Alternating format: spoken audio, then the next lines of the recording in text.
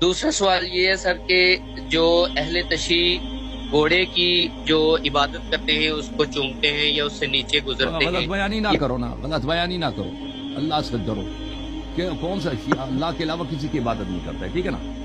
کسی کو ٹھیک ہے. چھونا اگر عبادت ہو تو آپ نے اپنے بچے کو چوما، اپنی بیوی کو چوما، آپ نے عبادت کی اس کی؟ نہیں سر. آپ ہاں نہیں سر. غلط نہیں. بیانی سے کام لیتے ہیں، اللہ سے نہیں ڈرتے.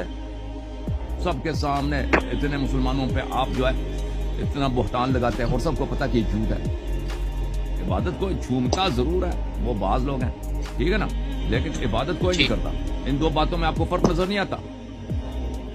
نہیں، جو اس کے نیچے سے گزرتے ہیں اس کو ہاتھ لگاتے ہیں، کیا یہ وہ اس کلچر کا ہے، یہ وہ کلچر ہے، وہ کلچر ہے، ٹھیک ہے نا، وہ فرہنگ ہے، کلچر ہے. وہ کوئی شریعت کا جزو نہیں ہے. وہ لوگوں کا لوگ محبت کرتے ہیں امام حسین علیہ السلام سے. وہ کہتے ہیں ہمارے مولا کے طرح گورا ہوا ہوگا، اس کی یاد میں جو گھوڑا یہ لوگ رکھتے ہیں تو اس کی وہ کیا کرتے ہیں، احترام کرتے ہیں، اس سے محبت کرتے ہیں. تو یہ کلچر ہے، ٹھیک ہے نا، یہ کوئی شریعت کا جز نہیں ہے. اور آپ دوسرے ملکوں میں چلے جائیں، شیعہ ایران میں بھی ہیں، عراق میں بھی ہیں، لبنان میں بھی ہیں، سعودی عرب میں بھی ہیں، وہ اس طرح نہیں کرتے. یہ صرف انڈیا پاکستان میں ہوتا ہے. جی سر بالکل.